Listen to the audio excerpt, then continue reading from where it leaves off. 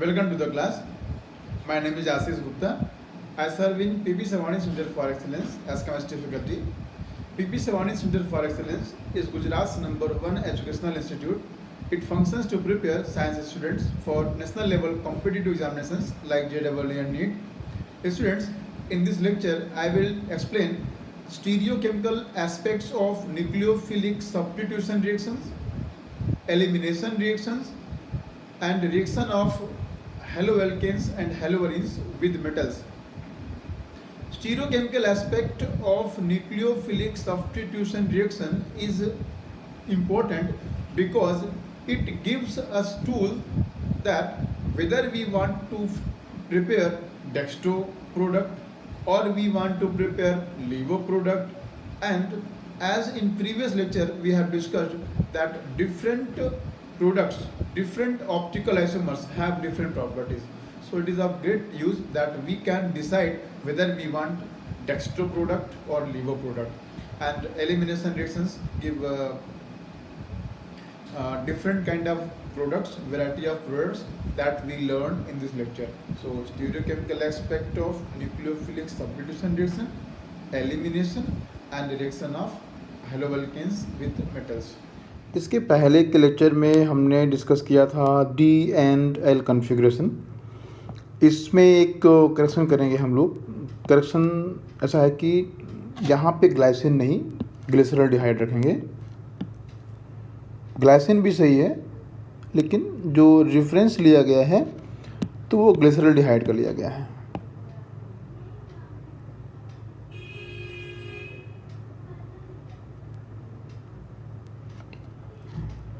Glycine glyceraldehyde formula बहुत different नहीं है.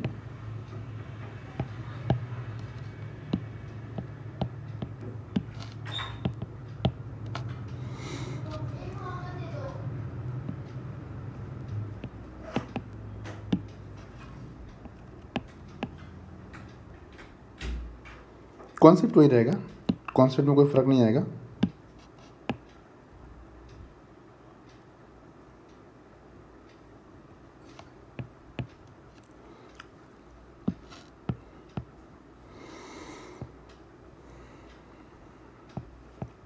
अभी डी एंड एल कन्फिग्रेशन के बाद अभी हमने सीखा था ओनली डी कन्फिग्रेशन, राइट. तो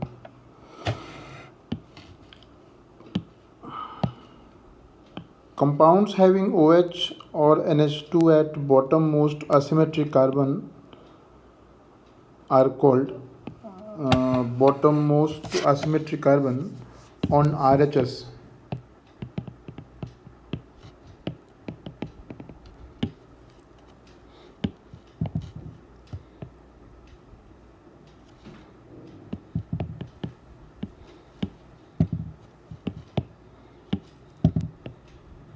on RHS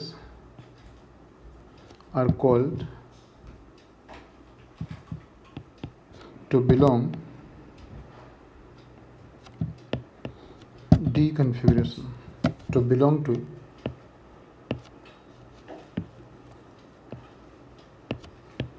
D configuration.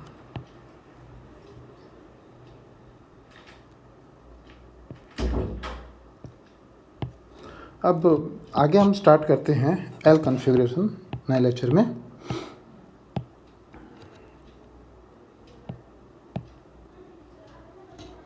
तो let's start L configuration.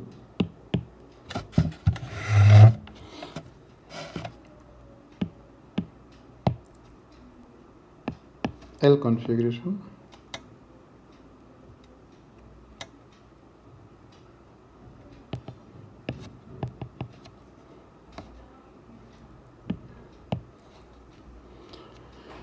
Compounds having, clear है वो तो है ना, उससे कंपेयर ही करना है.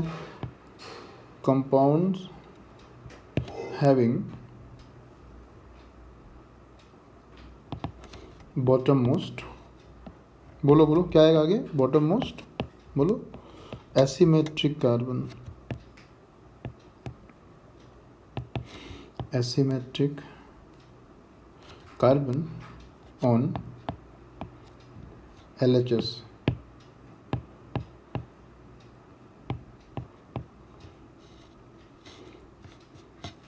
on LHS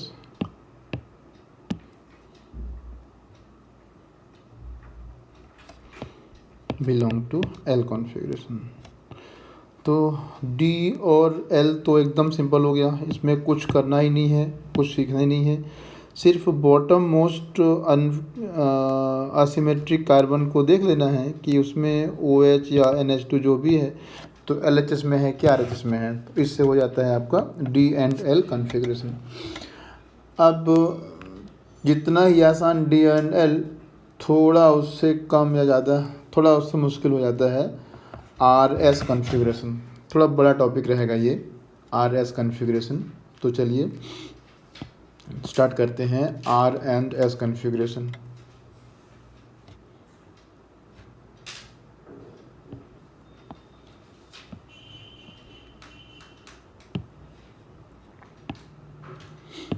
चलिए go for R and S configuration.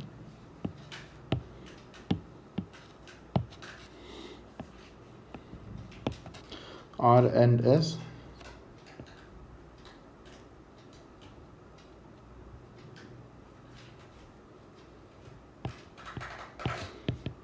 R and S configuration. चलिए इसमें देख लेते हैं। R इक्वल रेक्टस और S इक्वल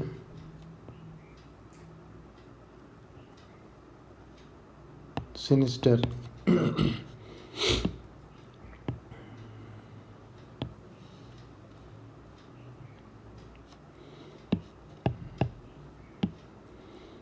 इक्वल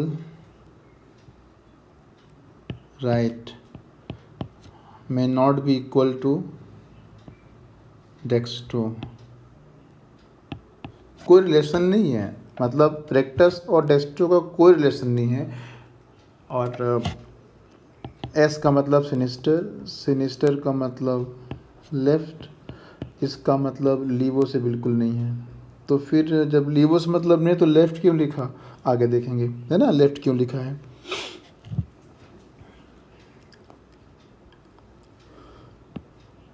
चलिए तो अब RS कॉन्फ़िगरेशन के लिए हमको सीखना पड़ता है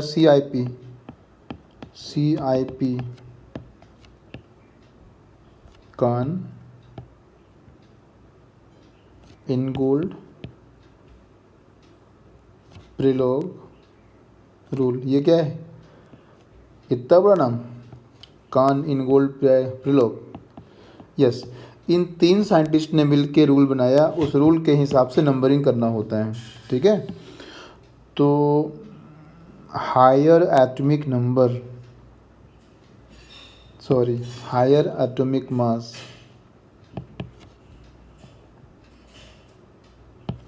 हायर क्यों भाई, स्टार्ट करना है तो हाईएस्ट से करते हैं। ठीक है, highest atomic mass given number 1। दूसरा point, if 2 atoms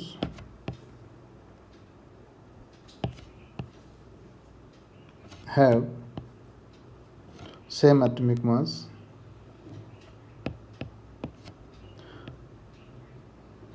then atoms to next are considered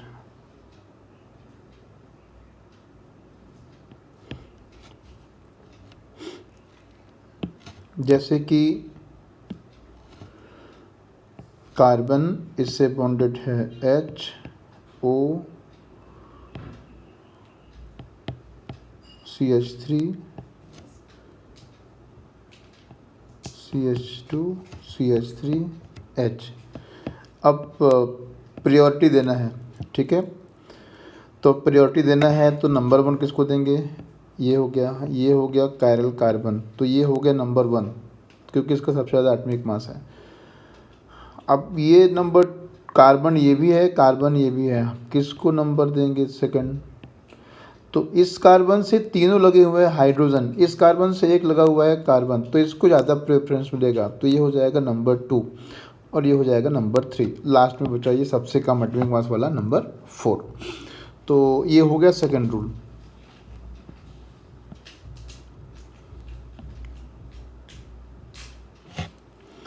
अब प्रायोरिटी का थर्ड रूल, डबल बॉन्ड और triple bond is considered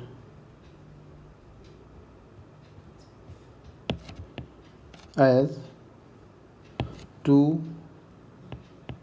or 3 single bond। अच्छा, ये RS कॉन्फ़िगरेशन थोड़ा टफ टाइप का होता है, थोड़ा मुश्किल जाती है इसमें, और प्रैक्टिस ही इसका आंसर है। और चूँकि डिफ़िकल्ट जा रहा है इसलिए इसको मैं एकदम सिंपल टर्म्स में लेके यहाँ पे समझा दे रहा हूँ, ठीक है। अच्छे से समझ लो, इसको दिक्कत नहीं आएगी। बाकी तो मैं हूँ ही तुम्हारे साथ। 3 सिंगल बॉन्ड, राइट। तो एग्जांपल इसका देख लेते हैं, इसका मीनिंग क्या है, मैं यहाँ पे क्या कहना चाह रहा हूँ मैं। तो कार्बन, इसके साथ लगा हाइड्रोजन, इसके साथ लगा CH3, इसके साथ लगा डबल बॉन्ड NH। तो इसको कैसे मानेंगे फॉर प्रायोरिटी, इसको मानेंगे CH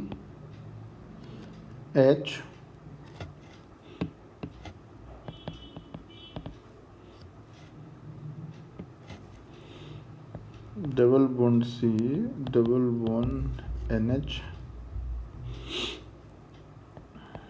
single bond C triple bond N।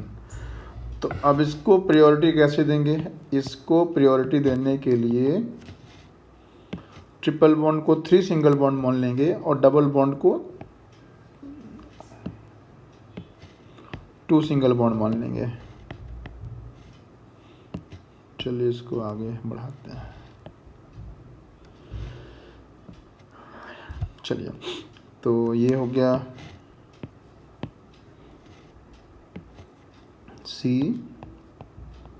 CH3 C single bond N single bond N single bond N C single bond N single bond N, right. तो अब सबसे बड़ी प्रायोरिटी किसको मिलेगी, इसको मिलेगी, क्योंकि इसमें 3 N लगे हुए हैं, ठीक है। N का एटॉमिक मास ज़्यादा होता है C से, इसमें 2 ही N लगे हुए हैं, ठीक है। अब ये हो गया नंबर 1 प्रायोरिटी, और ये नंबर 1, नंबर 2 और ये नंबर 3, ये नंबर 4, ठीक है। तो CIP रूल क्या करता है, CIP रूल बनाता है प्रायोरिटी। क्या फ़ायदा है प्रायोरिटी पढ़ने से, प्रायोरिटी के बेस पे हम बनाते हैं R&S कॉन्फ़िगरेशन। तो इतने ही रूल्स हैं CIP में प्रायोरिटी डिसाइड करने के लिए। चलिए, अब इस प्रायोरिटी के बेस से हमें क्या फ़ायदा मिलता है, वो है R&S कॉन्फ़िगरेशन। चलिए, तो R&S कॉन्फ़िगरेशन को डिसाइड कर लेते हैं।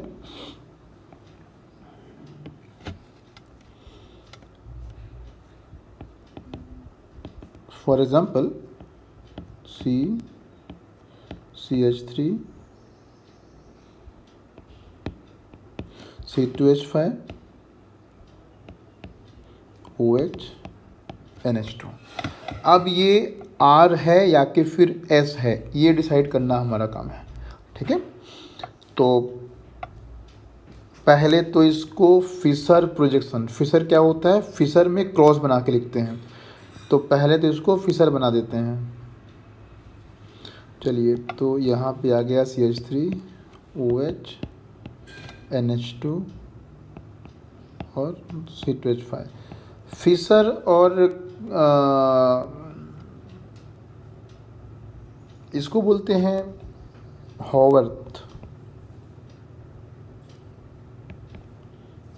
ये टेट्राहेड्रल में लिखते हैं तो उसको बोलते हैं हॉवर्थ, और क्रॉस में लिखते हैं इसको बोलते हैं फिशर। तो अब इसका देख लेते हैं R&S क्या बनता है।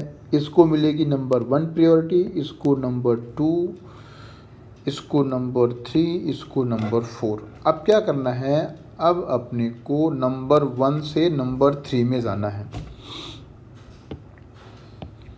तो ये हम जा रहे हैं नंबर 1 से नंबर 3 में वाया नंबर 2, ठीक है।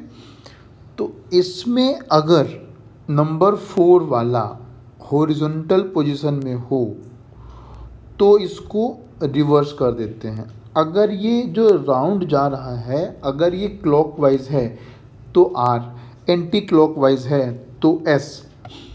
फिर भी अगर नंबर 4 हॉरिजॉन्टल में आएगा, ये हॉरिजॉन्टल लाइन है, अगर नंबर 4 हॉरिजॉन्टल में आएगा तो क्लॉकवाइज को एंटी क्लॉकवाइज कर देंगे और एंटी क्लॉकवाइज को क्लॉकवाइज कर देंगे। लेकिन यहाँ पे तो नंबर 4 वर्टिकल में आ रहा है तो इसे कुछ नहीं करना है।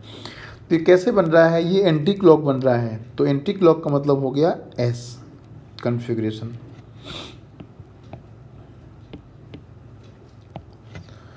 बस इतना सा ही, इसमें ज़्यादा कुछ नहीं है। एक और देख लेते हैं, कार्बन H CH3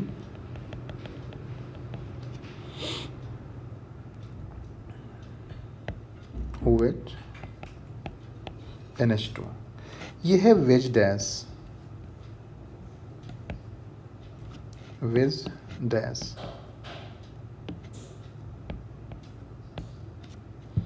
और ये भी है वेज डैश, हॉवर्थ बाद में पढ़ेंगे। वेज डैश, ठीक। तो अब वेज डैश को कन्वर्ट करना है फिशर में, बनाना है क्रॉस। तो जब क्रॉस बनाते हैं तो बॉन्ड्स को सीधा ऐसे ही स्ट्रेच कर देते हैं, तो बस सब कुछ जैसा दिख रहा है वैसा ही रख देते हैं। जो राइट साइड में है उसको राइट साइड में, जो लेफ़्ट साइड में है उसको लेफ़्ट साइड में, जो ऊपर है ऊपर और जो नीचे है वो नीचे। अब इसको बनाते हैं प्रायोरिटी, 1 2 3 4।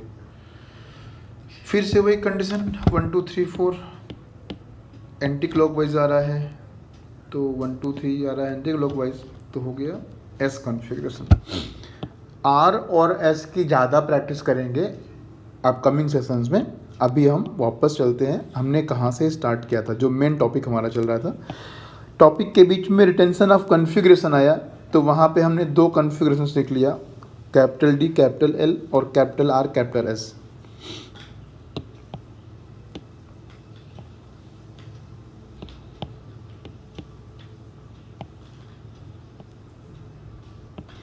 चलिए अब इसको आगे बढ़ाते हैं।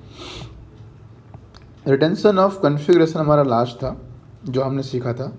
हमने यहाँ पे सीखा था कि इफ़ अगर एसिमेट्रिक कार्बन के जो 4 बॉन्ड होते हैं उसमें से कोई बॉन्ड ब्रेक नहीं होगा तो कॉन्फ़िगरेशन चेंज नहीं होगा। मोस्ट ऑफ टाइम ऐसा होता है, इसके अलावा भी हो सकता है, हो भी सकता है change, but most of time ऐसा होता है कि कॉन्फ़िगरेशन चेंज नहीं होता। कौन सा configuration, DL configuration, RS configuration, ठीक है, वो चेंज नहीं होता। और एक चीज़ हमारी पेंडिंग रह गई थी, डिस्कशंस में दूसरी बातें सामने आती गई थी, वो था elements of symmetry. Previous lectures में एक बार आया था एलिमेंट्स ऑफ सिमेट्री। ये अभी इसका नंबर नहीं आया है ना, इसका नंबर आने से पहले दूसरी चीज़ें सामने आ गई थी जो कि नए टर्म्स आ गए दूसरे। अब हम सीखेंगे एलिमेंट्स ऑफ सिमेट्री। तो एलिमेंट्स ऑफ सिमेट्री में जो हमें मेन चीज़ें सीखनी है,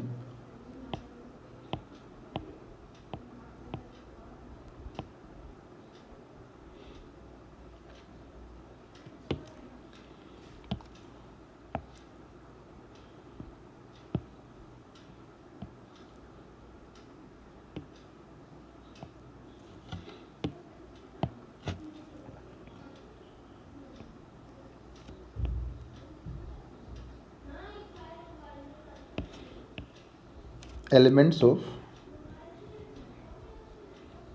सिमेट्री, बेसिकली ये सारी बातें 11th को बिलोंग करती हैं, लेकिन यहाँ पे हम ये सब बातें आती हैं जीओसी में, जनरल ऑर्गेनिक केमिस्ट्री में, लेकिन यहाँ पे एक थोड़ा सा रिवीजन इंपॉर्टेंट है। एलिमेंट्स ऑफ सिमेट्री की बात करेंगे हम लोग। तो पहला plane of symmetry, plane of symmetry. तो ऐसा प्लेन जो सिमेट्री मतलब क्या होता है? सिमेट्री मतलब होता है टू इक्वल हाफ में डिवाइड करना।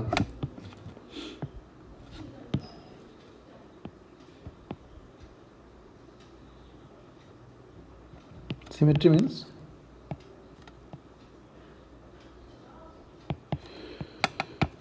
divide in two equal halves.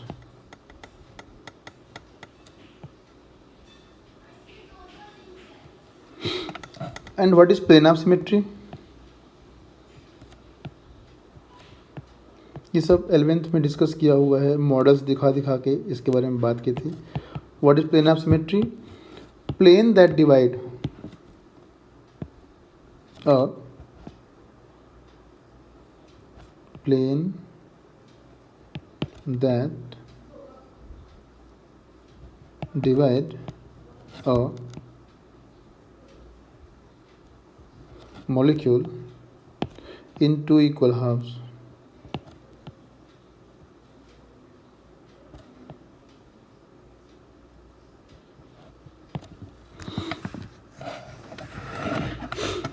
तो उसको बोलते हैं प्लेन ऑफ सिमेट्री। चलो इसको देख लेते हैं ये कैसे हो सकता है, प्लेन ऑफ सिमेट्री क्या होता है। तो अगर हमने एक कार्बन मॉलिक्यूल, अगर हमने एक कार्बन कंटेनिंग कंपाउंड लिया, इसमें हमने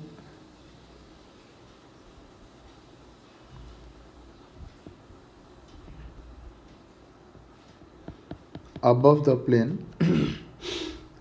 प्लेन ले लिया OH,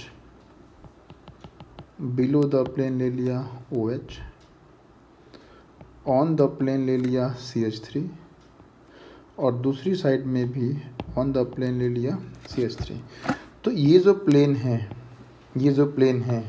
ये मॉलिक्यूल को टू इक्वल हाफ में डिवाइड कर रहा है। कैसे डिवाइड कर रहा है? मॉलिक्यूल के ऊपर क्या है? OH। मॉलिक्यूल प्लेन के ऊपर क्या है? OH। प्लेन के नीचे क्या है? OH। तो ये क्या हो गया? ये हो गया POS, प्लेन ऑफ सिमेट्री। ऐसा प्लेन जो मॉलिक्यूल को दो इक्वल हाफ में डिवाइड करता है, ठीक है, वो हो गया प्लेन ऑफ सिमेट्री। अब तो हमें डिफरेंट नंबर ऑफ प्लेन्स बनाने होते हैं, फिर देखना होता है कि all the possible plane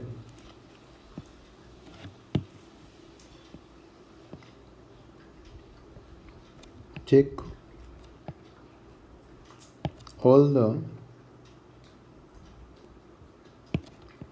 possible, ये नहीं कि बोले कि प्लेन देख रहे हैं ना, चेक ऑल पॉसिबल प्लेन्स। इसकी बात करते हैं CH3H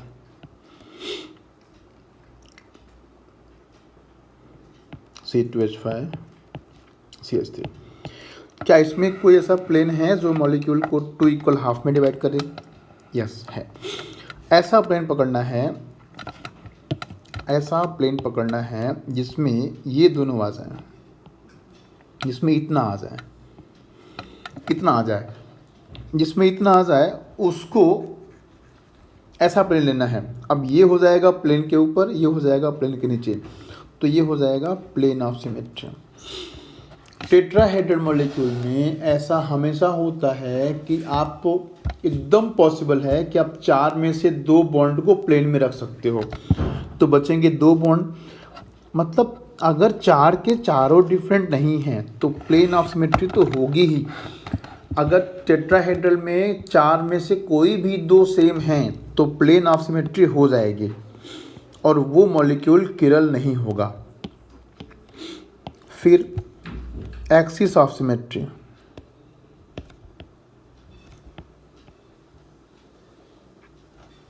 axis of symmetry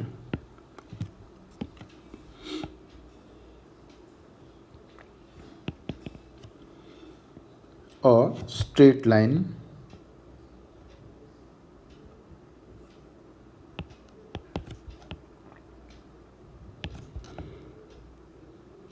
that divide the molecule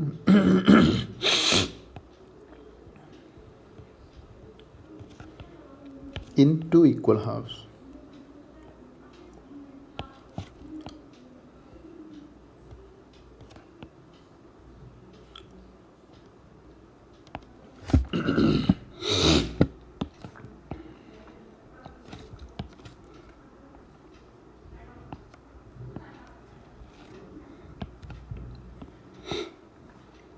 अब ये मॉलिक्यूल को देख लीजिए,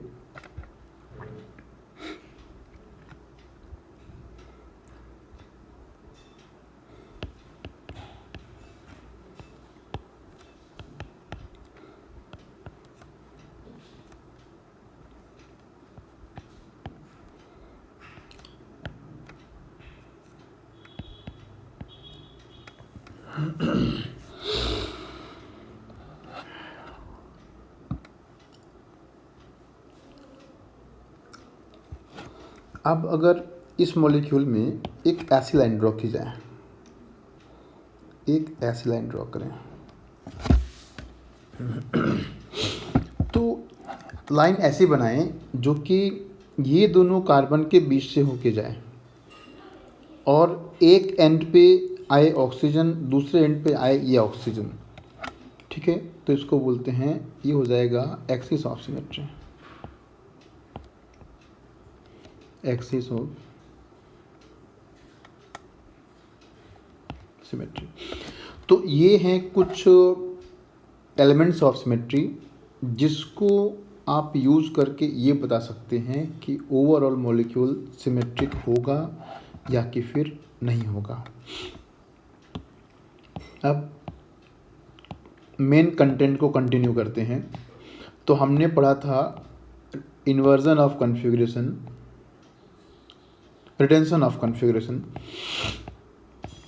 जहाँ पे D का D रहेगा, L का L रहेगा, R का R रहेगा और S का S रहेगा। अब रिटेंशन ऑफ कॉन्फ़िगरेशन के बाद नेक्स्ट टॉपिक हमारा है इन्वर्जन, रिटेंशन एंड रेसिमाइजेशन। तो कौन से कंडीशन में इन्वर्जन होगा, कौन से कंडीशन में रिटेंशन होगा और कौन से कंडीशन में रेसिमाइजेशन होगा।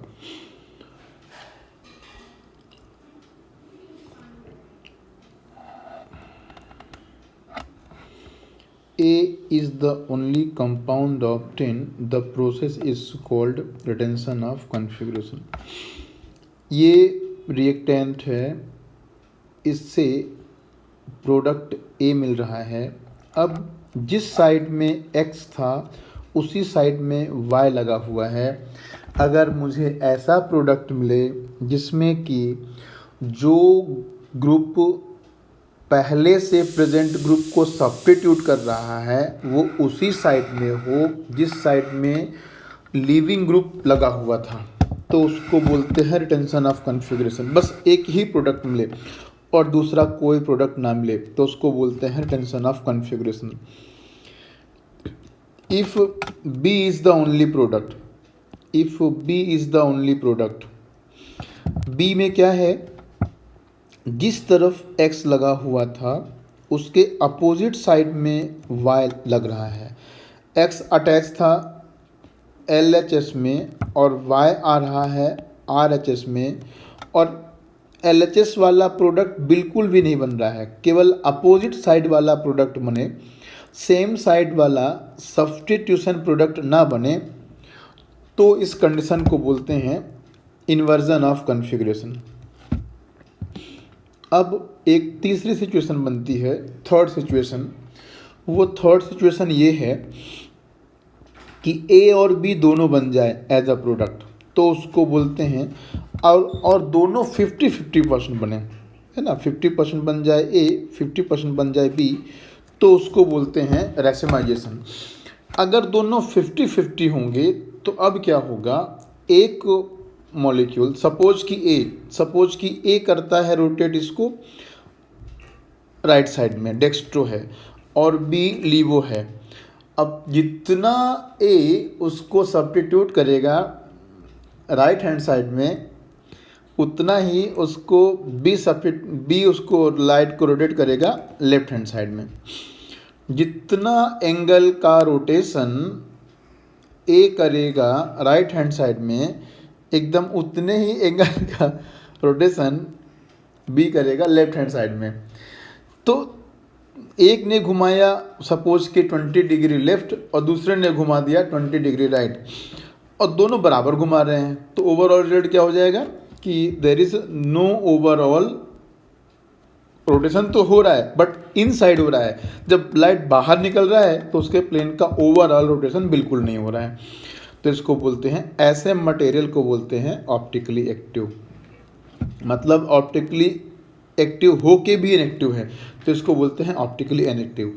तो रैसमिक मिक्सचर क्या होता है? रैसमिक मिक्सचर इज ऑप्टिकली इनएक्टिव। तो क्या रैसमिक मिक्सचर में रोटेशन नहीं होता है? बिल्कुल होता है, इनसाइड कंटेनर होता है, लेकिन जब तक बाहर निकलता है तो वो दोनों इक्वल होके सेम और इक्वल एंड अपोजिट होके कैंसिल हो जाते हैं। चलिए अभी कंटिन्यू करते हैं। तो एक बार फिर से हम लोग स्टीरियो केमिकल एस्पेक्ट सीखने के बाद हम लोग वापस से SN1 और SN2 को देखते हैं। अब SN2 की बात करें, SN2 में क्या होता है? याद है वाल्डेन इन्वर्जन। SN2 में हमने सीखा था वाल्डेन इन्वर्जन। तो SN2 में क्या होगा? Inversion of configuration. ठीक है, अम्ब्रेला अपसाइड डाउन। और रिमाइंड कर देता हूँ आपको, आपसे बात की थी मैंने, आपसे बोला था अम्ब्रेला अपसाइड डाउन।